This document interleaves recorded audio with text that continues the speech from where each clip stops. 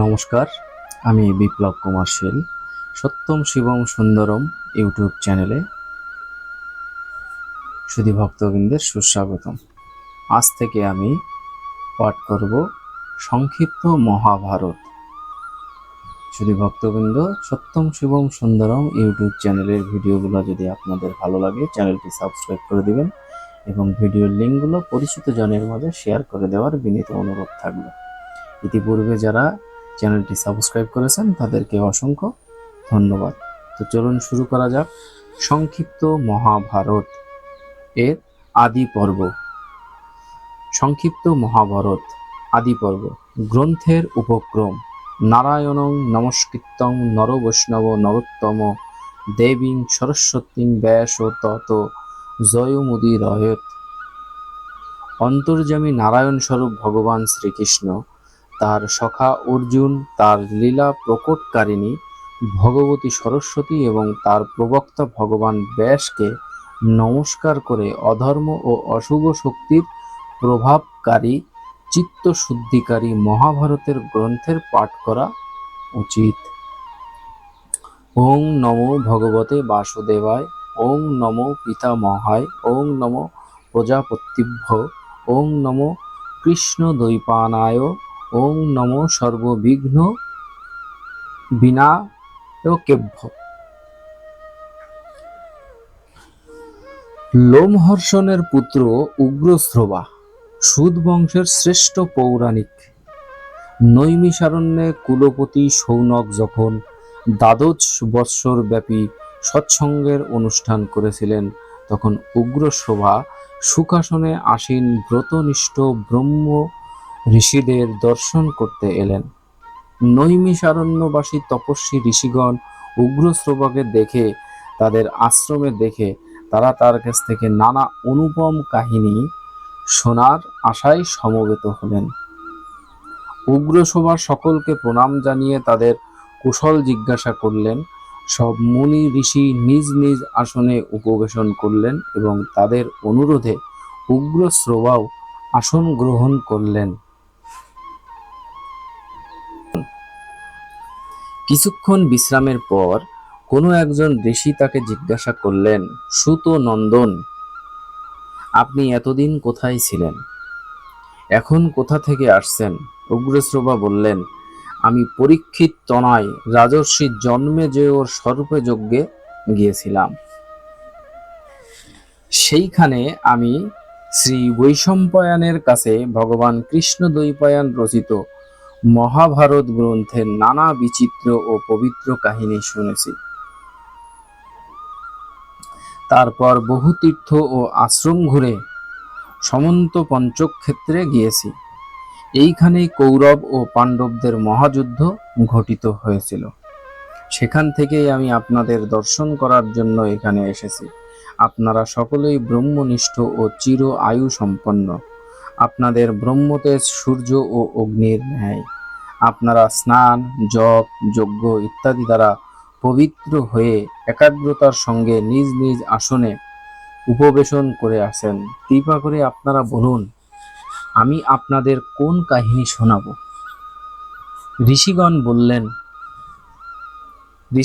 বললেন, সুত নন্দন, পরম ঋষি শ্রীকৃষ্ণ দ্বৈপায়ন যে গ্রন্থ রচনা করেছেন এবং ব্রহ্মর্ষি ও দেবতাগণ যার সমাদন করেছেন, যাতে বহু সুন্দর সুন্দর পদে পরিপূর্ণ অনেক পর্ব রয়েছে, সেগুলি সূক্ষ্ম অর্থ ও ন্যায়ে পরিপূর্ণ, যার পদে পদে বেদার্থ বিভূষিত এবং যার আখ্যান সমূহের মধ্যে শ্রেষ্ঠ, যাতে ভারত বংশের সম্পূর্ণ ইতিহাস রয়েছে, যা সম্পূর্ণ শাস্ত্রসম্মত এবং শ্রীকৃষ্ণ দ্বৈপায়নের আদেশ অনুসারে শ্রী বৈশম্পায়ন যা রাজা জন্মেজয়কে শুনিয়েছিলেন। ভগবান ব্যাসের সেই পুণ্যময় পাপনাশক এবং বেদময় সংহিতা আমরা শুনতে চাই।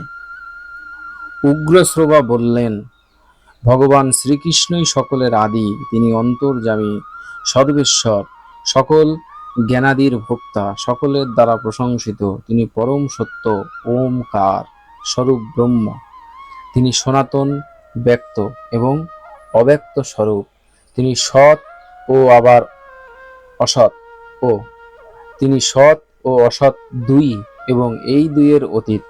তিনি এই অনন্ত বিশ্ব, তিনি এই সকল স্থূল ও সূক্ষ্মের রচনাকারী। তিনি সকলের জীবনদাতা, সর্বশ্রেষ্ঠ এবং অবিনাশী। তিনি মঙ্গলকারী, মঙ্গল স্বরূপ, সর্বব্যাপক, সবার প্রিয়, নিষ্পাপ এবং পরম পবিত্র। সেই চরাচর গুরু নয়ন মনোহরণকারী ঋষিকেশকে প্রণাম করে আমি সর্বলোক পূজিত বহুমুখী প্রতিভা সম্পন্ন ভগবান ব্যাসের পবিত্র রচনা মহাভারতের বর্ণনা করছি। পৃথিবীতে অনেক প্রতিভাবান বিদ্বান এই ইতিহাস আগে বর্ণনা করেছেন, এখনো করছেন এবং পরেও করবেন। এই পরম জ্ঞানস্বরূপ গ্রন্থ ত্রিলোকে প্রতিষ্ঠিত। কেউ একে সংক্ষেপে, আবার কেউ বিস্তারিতভাবে বর্ণনা করে। এর শব্দবলী অত্যন্ত শুভ। এতে নানা ছন্দ ও দেবতা ও মনুষ্যকুলের সর্বদা মর্যাদা স্পষ্ট বর্ণনা আছে। এই জগৎ যখন জ্ঞান ও আলোকশূন্য এবং অন্ধকারপূর্ণ ছিল, এই জগৎ যখন জ্ঞান ও আলোকশূন্য এবং অন্ধকারপূর্ণ ছিল, সেই সময় এক বিশাল অণ্ডরূপী শক্তিকোষ উৎপন্ন হয়েছিল। সেই শক্তি কোষেই সমস্ত জড় ও জীবের উৎপত্তির কারণ। সেই কোষ অত্যন্ত দিব্য এবং জ্যোতির্ময় ছিল। সেই কোষে অনাদি নির্বিকার সত্য স্বরূপ জ্যোতির্ময় ব্রহ্ম প্রবেশ করলেন। এই ব্রহ্ম অলৌকিক, অচিন্ত, সর্বত্র সম, অব্যক্ত কারণ স্বরূপ এবং সৎ ও অসৎ উভয়ই। পিতামহ প্রজাপতি ব্রহ্মা এই শক্তি থেকে প্রকটিত হয়েছিলেন। তারপর 10 প্রচেতা দক্ষ, তার 7 পুত্র, 7 ঋষি এবং 14 জন মনুর উৎপত্তি হয়েছিল। বিশ্বদেবা, আদিত্য, বসু, অশ্বিনী কুমারদ্বয়, যক্ষ, সাধ্য, পিচাস, গুহক, প্রীত, ব্রহ্মর্ষি, রাজর্ষি, জল, দুর্লোক, পৃথিবী, বায়ু, আকাশ, 10 দিক, সংবৎসর, ঋতু, মাস, পক্ষ, দিন, রাত এবং জগতের যত বস্তু আছে সবই এই কোষ থেকে উৎপন্ন হয়েছে। এই সম্পূর্ণ চরাচর জগৎ প্রলয়কালে পরমাত্মা থেকে উৎপন্ন হয় এবং সেই পরমাত্মাতেই লীন হয়ে যায়। ঋতু সমাগম হলে যেমন তার নানা লক্ষণ প্রকটিত হয় এবং চলে গেলে তা লুপ্ত হয়, তেমনি এই কালচক্র, যার দ্বারা সমস্ত কিছু সৃষ্টি ও বিনাশ হয়, অনাদি ও অনন্তরূপে সর্বদা চলতে থাকে। দেবতাদের সংখ্যা সংক্ষেপে 36,333। বিবস্বামের 12 জন পুত্র: দিব্যপুত্র, বৃহদভানু, চক্ষু, আত্মা, বিভা, বসু, সবিতা, ঋচিক, অর্ক, ভানু, আশাবহ, রবি ও মনু। মনুর 2 পুত্র: দেবভ্রাট ও সুভ্রাট। সুভ্রাটের 3 পুত্র: দশজ্যোতি, শতজ্যোতি, সহস্রজ্যোতি। এই 3 জন ছিলেন অত্যন্ত বিদ্বান এবং প্রজ্ঞাবান। দশজ্যোতির 10,000, শতজ্যোতির 1,00,000 এবং সহস্রজ্যোতির 10,00,000 পুত্র জন্ম নেয়। এদের থেকেই কুরু, যদু, ভরত, যযাতি এবং ইক্ষ্বাকু ইত্যাদি রাজর্ষি বংশ চলে এসেছে। নানা বংশ এবং প্রাণী সৃষ্টির এই হলো পরম্পরা। ভগবান ব্যাস সম্পূর্ণ লোক, অতীত, বর্তমান, ভবিষ্যতের রহস্য, কর্ম, উপাসনা, জ্ঞান স্বরূপ বেদ, যোগ, ধর্ম, অর্থ, কাম, শাস্ত্র ও লোক ব্যবহার সম্পর্কে পূর্ণরূপে অবগত। তিনি এই গ্রন্থের ব্যাখ্যা সহ সম্পূর্ণ ইতিহাস এবং শ্রুতির কথা জানিয়েছেন। এই জ্ঞান তিনি কোথাও বিস্তারিতভাবে, আবার কোথাও সংক্ষেপে বর্ণনা করেছেন, কারণ বিদ্বান ব্যক্তিগণ জ্ঞান বিভিন্ন রূপে প্রকাশ করে থাকেন। তিনি তপস্যা ও ব্রহ্মচর্যের দ্বারা বেদ বিভাজন করে এই গ্রন্থ রচনা করেন। পরে তিনি চিন্তা করেছেন শিষ্যদের কিভাবে এটি অধ্যয়ন করাবেন। ভগবান বেদব্যাস চিন্তা নিরসন করার উদ্দেশ্যে স্বয়ং প্রজাপতি ব্রহ্মা লোকহিতার্থে তার কাছে এলেন।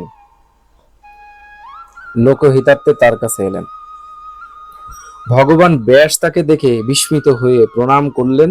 পরে ব্রহ্মার নির্দেশে তিনি তার কাছে আসন গ্রহণ করলেন। ব্যাসদেব ব্রহ্মাকে আনন্দের সঙ্গে জানালেন, ভগবান, আমি এক অতি সুন্দর কাব্য রচনা করেছি। বৈদিক এবং লৌকিক সমস্ত বিষয় এতে আছে। এতে বেদাঙ্গ সহ উপনিষদ, বেদাদির ক্রিয়াকলাপ, ইতিহাস, পুরাণ, অতীত, বর্তমান, ভবিষ্যতের বিষয়, জরা মৃত্যু, ভয় ব্যাধি ইত্যাদি ভাব অভাবের বিচার, আশ্রম, বর্ণাদির ধর্ম, পুরাণের সার, তপস্যা, ব্রহ্মচর্য, পৃথিবী, চন্দ্র, সূর্য, গ্রহ, নক্ষত্র এবং যুগাদির বর্ণনা, ঋগ্বেদ, যজুর্বেদ, সামবেদ, অথর্ববেদ, আধ্যাত্ম, ন্যায়, শিক্ষা, চিকিৎসা, দান, পাশুপত ধর্ম, দেবতা ও মানব সকলের উৎপত্তি, পবিত্র তীর্থ, দেশ, নদী, পর্বত, বন, সমুদ্র, পূর্বকল্প, দিব্যনগর, যুদ্ধ কৌশল, বিভিন্ন ভাষা, বিবিধ জাতি, লোক ব্যবহার এবং বাস্তুস্বরূপ পরমাত্মার বর্ণনাও করা হয়েছে। কিন্তু পৃথিবীতে এই গ্রন্থ লিপিবদ্ধ করার উপযুক্ত কাউকে পাচ্ছি না। এই হলো আমার চিন্তার বিষয়। ভগবান ব্রহ্মা তখন বললেন, মহর্ষি, আপনি তত্ত্বজ্ঞান সম্পন্ন। আমি সকল তপস্বী এবং শ্রেষ্ঠ মুনি ঋষির মধ্যেও আপনাকে শ্রেষ্ঠতম বলে মনে করি। জন্ম থেকেই আপনি সত্য ও বেদার্থ আলোচনা করে থাকেন, তাই আপনার গ্রন্থকে কাব্য বলাই উচিত হবে। এটি কাব্য নামেই প্রসিদ্ধ হবে। আপনার এই কাব্য থেকে আর কোনো কাব্যই জগতে শ্রেষ্ঠতর বলে বিবেচিত হবে না। আপনি এখন এই গ্রন্থ লিপিবদ্ধ করার জন্য শ্রী গণেশকে স্মরণ করুন। এই বলে ব্রহ্মা অন্তর্হিত হলেন। ব্যাসদেব তখন একান্ত মনে শ্রী গণেশের ধ্যান করতে লাগলেন। ভক্ত বাঞ্ছাকল্পতরু শ্রী গণেশকে স্মরণ করা মাত্রই তিনি এসে উপস্থিত হলেন। ভক্তবাঞ্ছাকল্পতরু শ্রী গণেশকে স্মরণ করা মাত্রই তিনি সেখানে উপস্থিত হলেন। ব্যাসদেব তাকে পদ্মর্ঘ্য দিয়ে পূজা করে তাকে বসালেন এবং আরজি জানালেন, ভগবান, আমি নিজ মনে মহাভারত রচনা করেছি, কিন্তু এগুলি লিপিবদ্ধ করার জন্য আমি চিন্তিত। বিশ্ব চরাচরে এই কাজ শুধুমাত্র আপনার দ্বারাই সম্ভব। কৃপা করে আপনি এই দায়িত্ব গ্রহণ করুন। শ্রী গণেশ বললেন, মহাত্ম, আপনি নিশ্চিন্ত হন, আমি এই কাজের ভার নিলাম, কিন্তু আমার কলম যেন মুহূর্তের জন্য থেমে না যায়। কলম থেমে গেলে আমি তখনই লেখা বন্ধ করে দেব, আর লিখব না। ব্যাসদেব বললেন, ঠিক আছে, কিন্তু আপনিও অর্থ না বুঝে একটি কথাও লিখবেন না। গণেশ তথাস্তু বলে তাই মেনে নিলেন। ভগবান ব্যাস মহাভারত রচনার সময় মাঝে মধ্যে কিছু ব্যাসকূট শ্লোক রচনা করেছিলেন। এই সম্পর্কে তিনি বলেছেন, ৮,৮০০ শ্লোকের অর্থ আমি জানি, সুখদেব জানেন, সঞ্জয় জানেন কিনা আমি তা ঠিক জানি না। এই শ্লোকগুলিও এখনো এই গ্রন্থে রয়েছে। গণেশ যখন এই ব্যাসকূট শ্লোকগুলির অর্থ উদ্ধারের জন্য কিছুক্ষণ থামতেন, ততক্ষণে ব্যাসদেব আবার অনেক শ্লোক রচনা করে ফেলতেন। মহাভারত হলো জ্ঞানরূপ অঞ্জন শলাকা, যার সাহায্যে অন্ধকারে নিমজ্জিত মানুষ আলোর দিশা পায়। এই মহাভারত রূপ দিব্য জ্ঞান, মহাধর্ম, অর্থ, কাম, মোক্ষ এই 4 পুরুষার্থের সংক্ষিপ্ত ও বিস্তারিত বর্ণনা করে লোকের অজ্ঞান অন্ধকার দূর করে। ভগবান কৃষ্ণ দ্বৈপায়ন এই গ্রন্থের কুরুবংশের বিস্তার, গান্ধারীর ধর্মশীলতা, বিদুরের প্রজ্ঞা, কুন্তির ধৈর্য, দুর্যোধনের দুরাচারিতা, পাণ্ডবদের সত্য পালনের বর্ণনা করেছেন। এর প্রতিটি শ্লোকে ভগবান শ্রীকৃষ্ণের অনির্বচনীয় মহিমা প্রকটিত হয়। মহাভারত রূপ এই কল্পবৃক্ষ সমস্ত কবির আশ্রয়স্থল। সকল কবি এর উপর নির্ভর করে নিজের কাব্য সৃষ্টি করে থাকেন। যিনি শ্রদ্ধা সহকারে মহাভারত পাঠ করেন তার সমস্ত পাপ দূর হয়, কারণ এতে দেবর্ষি, ব্রহ্মর্ষি, দেবতা ইত্যাদি পরম পবিত্র কর্ম বর্ণিত আছে। এর মধ্যে সনাতন পুরুষ ভগবান শ্রীকৃষ্ণের কাহিনী কীর্তন করা হয়েছে। তিনি সত্য, ঋত, পরম পবিত্র এবং মঙ্গলময়। তিনি অবিনাশী, অবিচল, অখণ্ড, জ্ঞানস্বরূপ পরম ব্রহ্ম। জ্ঞানী ব্যক্তিরা তার লীলা গান করেন। তিনি সৎ ও অসৎ দুই। জগতের সমস্ত কাজ তার শক্তিতেই সংগঠিত হয়। পঞ্চভৌতিক, আধ্যাত্মিক এবং প্রকৃতির মূল ব্রহ্মস্বরূপ এই সবই হলো তার স্বরূপ। সন্ন্যাসীগণ ধ্যানে তাকে স্মরণ করেন, মুক্তি লাভ করেন এবং দর্পণের প্রতিবিম্বের ন্যায় সম্পূর্ণ প্রপঞ্চকে তার মধ্যেই অবস্থিত দেখেন। মহাভারত তার চরিত্রেই পরিপূর্ণ, তাই এই গ্রন্থ পাঠ করলে পাঠক সকল পাপ থেকে মুক্তি লাভ করে। মহাভারত গ্রন্থ সত্য ও অমৃত স্বরূপ। ইতিহাসের একটিই সর্বশ্রেষ্ঠ গ্রন্থ। ইতিহাস এবং পুরাণাদির সাহায্যে বেদার্থের নির্ণয় করা উচিত। বেদ থেকে অল্প জ্ঞানী ব্যক্তি দূরে থাকে, পাছে তার এর অর্থ সম্যক রূপে অনুধাবন করতে না পারে।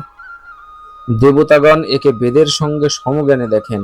এর গুরুত্ব এবং মহত্বের জন্য একে মহাভারত বলা হয়েছে।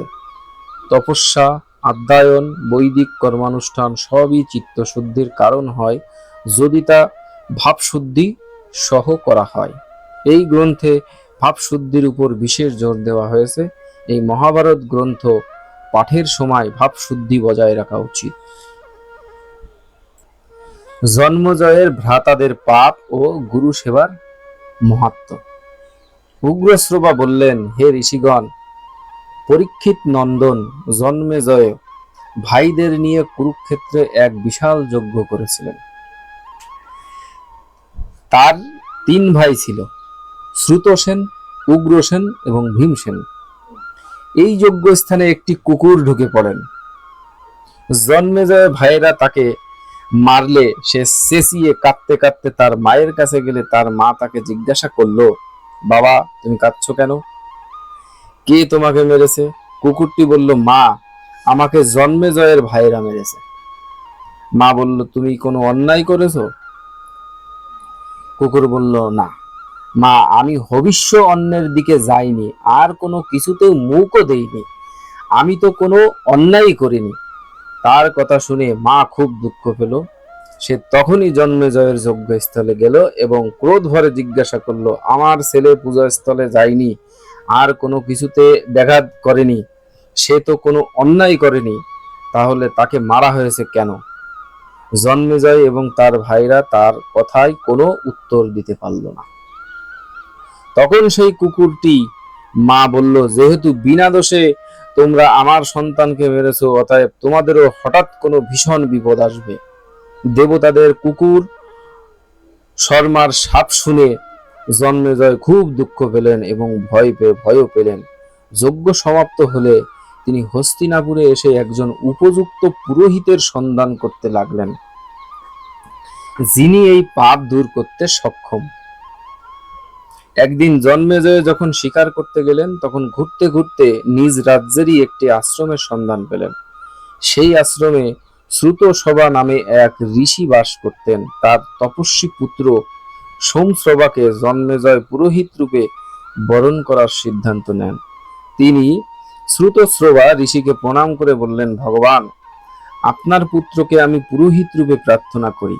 ঋষি বললেন, আমার পুত্র খুব বড় তপস্বী এবং সাধ্যায় সম্পন্ন।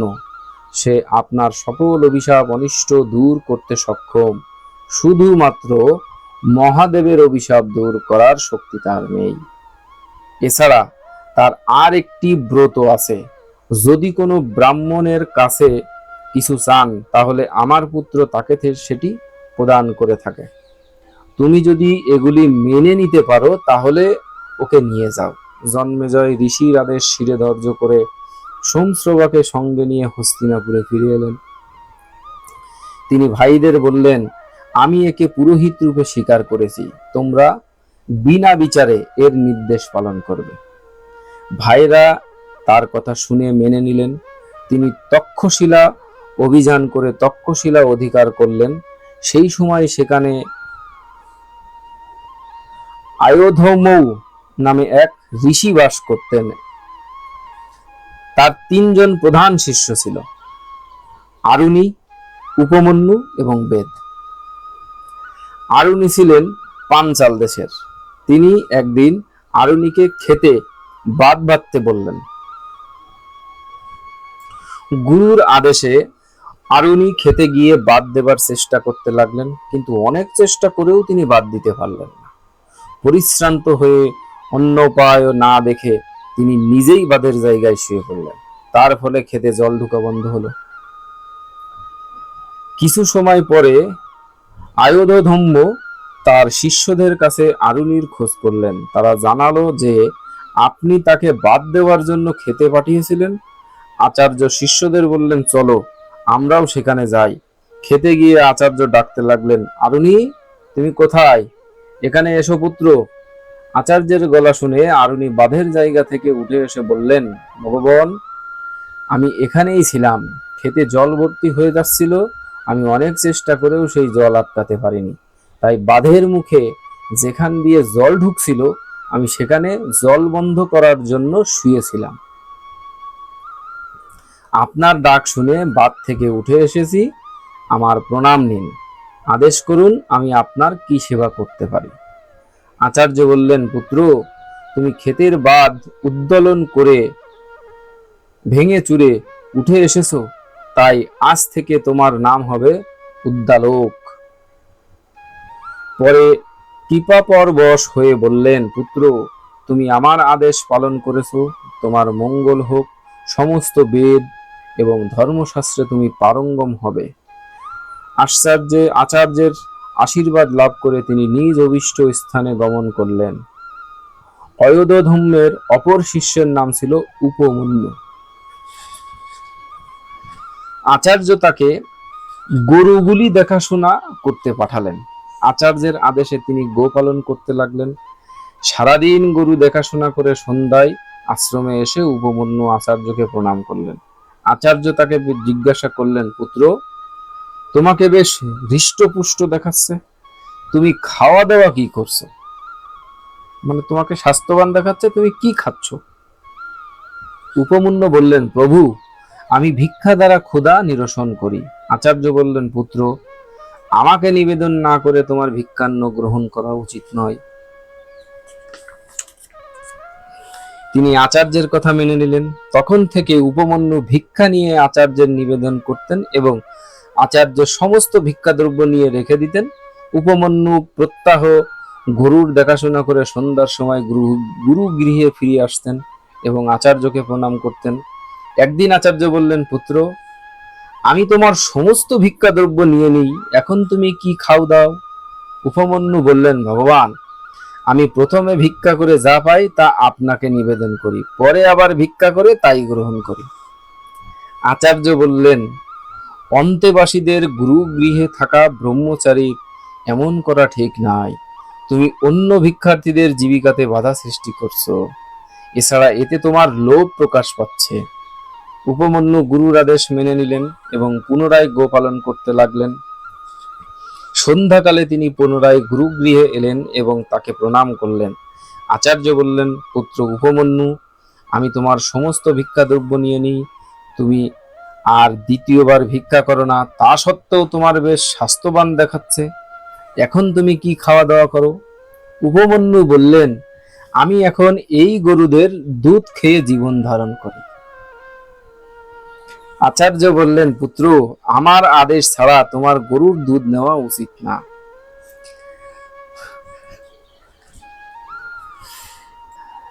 আচার্য বললেন, পুত্র, আমার আদেশ ছাড়া তোমার গরুর দুধ নেওয়া উচিত নয়। উপমন্যু আচার্যের এই আদেশ মেনে নিলেন এবং প্রত্যাহের ন্যায় সন্ধ্যায় গো পালন করে আচার্যের নিকট উপস্থিত হলেন এবং প্রণাম জানালেন। আচার্য জিজ্ঞাসা করলেন, পুত্র, তুমি আমার নির্দেশে ভিক্ষা তো দূরের কথা, দুধ খাও না, তাহলে এখন কি খাওয়া দাওয়া করো? উপমন্যু বললেন, প্রভু, গোবৎসেরা মায়ের দুধ খাবার সময় তাদের মুখ থেকে যে ফেনা নিঃসৃত হয় তাই আমি পান করে থাকি। আচার্য বললেন, আহা, এই দয়ালু বাসুরেরা তোমার উপর কৃপা পরবশ হয়ে বেশি করে ফেনা নিঃসর করে, তুমি তো এইভাবে ওদের জীবন ধারণের বাধার সৃষ্টি করছো। তোমার ফেনা খাওয়া উচিত নয়। শিষ্য আচার্যের নির্দেশ শিরোধার্য করে নিলেন। এখন খাওয়ার সমস্ত পথ বন্ধ হয়ে যাওয়ায় উপমন্যু ক্ষুধায় ব্যাকুল হয়ে একদিন আখের পাতা খেয়ে নিলেন। সেই তীক্ষ্ণ, কটু, রুক্ষ, পাচারস যুক্ত পাতা খেয়ে তার চোখের জ্যোতি নষ্ট হয়ে গেল। অন্ধ হয়ে জঙ্গলে পথ হারিয়ে একদিন উপমন্যু কুয়ায় পড়ে গেলেন। সূর্যাস্ত হয়ে গেল, তখনও উপমন্যু আশ্রমে ফিরে এলেন না দেখে আচার্য শিষ্যদের জিজ্ঞাসা করলেন, উপমন্যু আসেনি? শিষ্যরা উত্তর দিলেন, প্রভু, ও তো গরু চড়াতে গেছে। আচার্য বললেন, আমি উপমন্যুর খাওয়া দাওয়ার সমস্ত পথ বন্ধ করে দিয়েছি, তাই ও বোধহয় রাগ করেছে, এখনো আসেনি, চলো ওকে খুঁজে নিয়ে আসি। আচার্য শিষ্যদের নিয়ে বনে গেলেন এবং উচ্চ স্বরে ডাকতে লাগলেন, উপমন্যু, তুমি কোথায়? পুত্র, এসো। আচার্যের গলার স্বর শুনে উপমন্যু চেঁচিয়ে বললেন, আমি এখানে কুয়াতে পড়ে গেছি। আচার্য জিজ্ঞাসা করলেন, তুমি কুয়ার মধ্যে পড়লে কি করে? উপমন্যু বললেন, আখের পাতা খেয়ে খেয়ে আমি অন্ধ হয়ে গেছি, এই কুয়োয় পড়ে গেছি। আচার্য বললেন, তুমি দেবতাদের চিকিৎসক অশ্বিনী কুমার দ্বয়ের স্তুতি করো, তারা তোমার চোখ সারিয়ে দেবে। উপমন্যু তখন বেদের মন্ত্র থেকে অশ্বিনী কুমার দ্বয়ের স্তুতি করতে লাগলেন। উপমন্যুর স্তুতিতে প্রসন্ন হয়ে অশ্বিনী কুমার দ্বয় তার কাছে এসে তাকে পরামন্ন দিয়ে বললেন, তুমি এটি খেয়ে নাও। উপমন্যু বললেন, দেববর, ঠিক আছে, কিন্তু আমি আচার্যকে নিবেদন না করে আপনাদের আদেশ পালন করতে পারছি না। অশ্বিনী কুমার রায় বললেন, তোমার আচার্যও আগে আমাদের বন্দনা করেছিল এবং আমরাও তাকে পরমান্ন দিয়েছিলাম, তিনি তো গুরুকে নিবেদন না করেই খেয়ে নিয়েছিলেন। অতএব তোমার আচার্য যা করেছিলেন তুমিও তাই করো। উপমন্যু বললেন, আমি হাত জোড় করে বলছি, আমি আচার্যকে নিবেদন না করে পরমান্ন খেতে পারবো না। অশ্বিনী কুমারদ্বয় বললেন, তোমার গুরুভক্তি দেখে আমরা সন্তুষ্ট হয়েছি। তোমার দাঁত সোনার হবে, তোমার চোখ ভালো হয়ে যাবে এবং তোমার সর্বপ্রকার কল্যাণ হবে। অশ্বিনী কুমারদ্বয়ের নির্দেশ অনুসারে উপমন্যু আচার্যের কাছে গিয়ে সব কথা জানালেন।